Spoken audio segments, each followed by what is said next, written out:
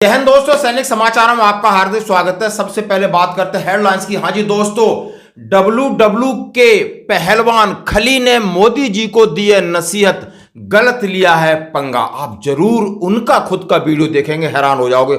और दूसरी बात कहता हूं, सेना में अब देसी बदलाव, बिल्कुल सॉलिड और देसी बदलाव, और ये बदलाव बदलेंगे सेना के सिस्टम को। और बात करते हैं, आपको अब नए मिल गए vice of chief of army staff की नियुक्ति हुई है और उन्होंने अपनी चेयर संभाली है। हम उनको देते मुबारकबाद। खबरें करते विश्वास है। सबसे पहले थोड़ा सा आप इनको जाने माने रेसलर हैं, आप सभी जानते हो डब्ल्यू के, देश विदेशों में इनका नाम है। और जरा मोदी जी से क्या करें, जरा क्या कह रहे हैं, जरा सुनिए। किसान जीतेंगे क्योंकि मतलब मोदी का जो पाला है वो पंजाबियों से और जट से और जाट से पल्ला पड़ा है। अगर कोई और को कौम होती तो जरूर मतलब आज को कब को भाग जाती। और ये जो जाट और जट है ये भागने के लिए तो इसकी का मतलब बीजेपी को बहुत ज्यादा। डब्ल्यू के पहलवान खली ने दी पीएम मोदी को नसीहत, गलत पंगा लिया है। इस बार आपने पंजाबियों से पंगा लिया है, जट्टों से पंगा लिया है, और ये बंदे डरने वाले नहीं है और ना ही ये भागने वाले हैं। आपने गलत पंगा लिया है। आपको इनकी बात सुननी होगी और मांगनी होगी, क्योंकि जैसा कि आप ग्राउंड पे भी देख रहे हो कि जबरदस्त धरना चल रहा है, जबरदस्त चल रहा है, लोग सीना तान के खड़े हैं। उन्होंने कहा है, यदि हमारा पेन, इसकी कीमत आप कैसे डिसाइड कर सकते हो? आप ये बोलो नहीं ये मेरा पेन 10 रुपए का, आप बोलो हम 1 रुपए में लेंगे, ऐसा नहीं है। इसका मिनिमम प्राइस एमएसपी जो मांग रहे हैं बिल्कुल सही मांग रहे हैं। यदि वो गेहूं पैदा करते तो कोई ये नहीं बोल सकता कि 1 कुंटल हम तो 1000 में लेंगे, इससे ज्यादा नहीं ले सकते, हमारी लागत भले 2000 हो। तो उसका स्टैंडर्ड होना चाहिए। यानी उन्होंने कहा कि मिनिमम सपोर्ट प्राइस हमें मिलना चाहिए। और खली ने बिल्कुल खलबली मचाई है और ये जबरदस्त वायरल हो रहा है। दोस्तों बढ़ते हैं अगली खबर की तरफ। जैसा हमने कहा है कि सेना में देसी और सदे हुए बदलाव की एक रिपोर्ट। आप पहले जरा एक फोटो देखिए इसके साथ, और कौन कौन से बदलाव हुए हैं।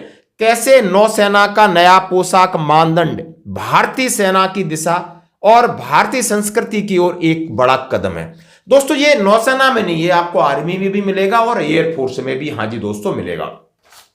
अब बात इसकी पहल है कि सशस्त्र बलों की औपनिवेशिक विरासतें तेजी से भारतीय संस्कृति, परंपरा और सोचने के तरीकों के अपनाने का मार्ग प्रशस्त कर रही हैं। जरा हम बता देते हैं कि जो भी अंग्रेजी और पुरानी प्रथाएं, वो भारतीय संस्कृति, भारतीय प्रथा की तरफ धीरे धीरे बदलाव हो रहा है, और जिसकी शायद आपको देखने को मिल रहा है, चाहे आप आर्मी में, एयरफोर्स में, नेवी में।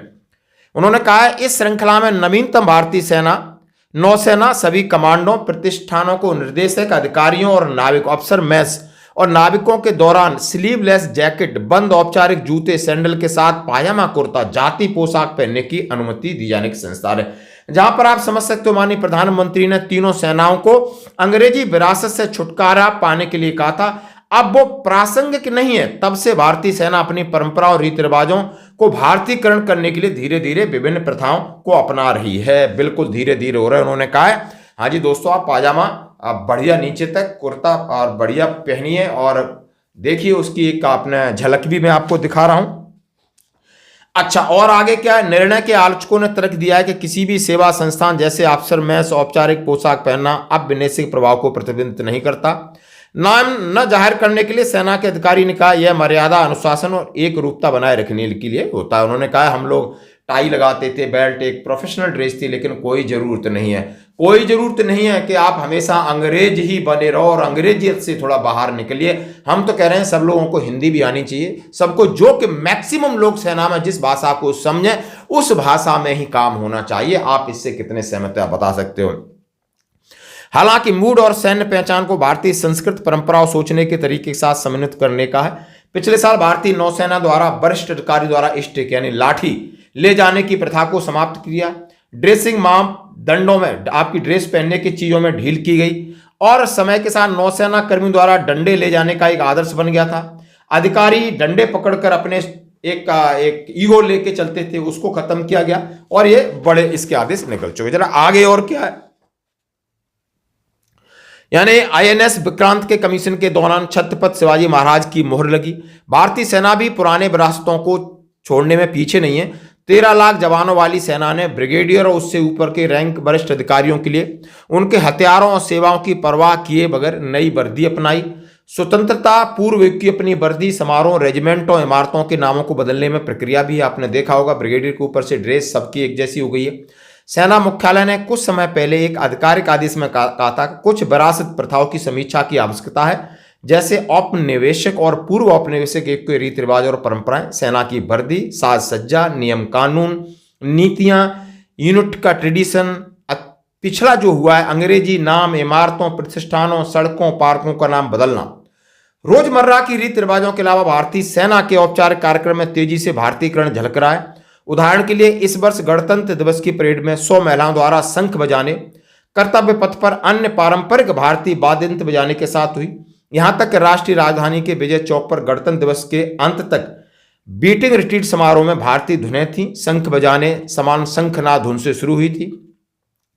2 साल पहले एक ब्रिटिश भजन जिसने महात्मा गांधी का पसंदीदा कहा जाता था उसको हटाया गया। तमाम ऐसी चीजें हैं जैसे आप समझ सकते हो, पंच प्रण और 5 प्रतिज्ञाओं की प्रतिष्ठा करते हुए हमें गुलामी के संकेतों को उखाड़ फेंकने के लिए आह्वान दोहराया। उन्होंने कहा जितनी हमारे जो हम सेना जब गुलाम थी 1947 से पहले जितनी गंदी और बेकार की चीजें उनको हटाने के लिए बिल्कुल नई पहल की गई। और दोस्तों अंत में बात करते हैं, आप कहते हैं जैसे कि हमने आपसे कहा है कि नए vice chief of army staff मिल गए और इनका नाम है लेफ्टिनेंट जनरल उपेंद्र द्विवेदी साहब। इन्होंने कार्यभार अपना संभाल लिया है। आपने देखा होगा रीथ लेंग करने जा रहे हैं और जाकर के अपनी चेयर पर आप बिल्कुल सौम्य स्वभाव के हैं। हम उन्हें साधुवाद देते हैं कि सेना को आगे ले जाने के लिए और सेना में बहुत सारी ट्रांसपेरेंसी और सारी चीज जवान को वेलफेयर, सेना को सुदृढ़ करने के लिए इनके ऊपर जो जिम्मेदारी है अपना निर्वाह करें। हमारी शुभकामनाएं उनके साथ हैं। धन्यवाद।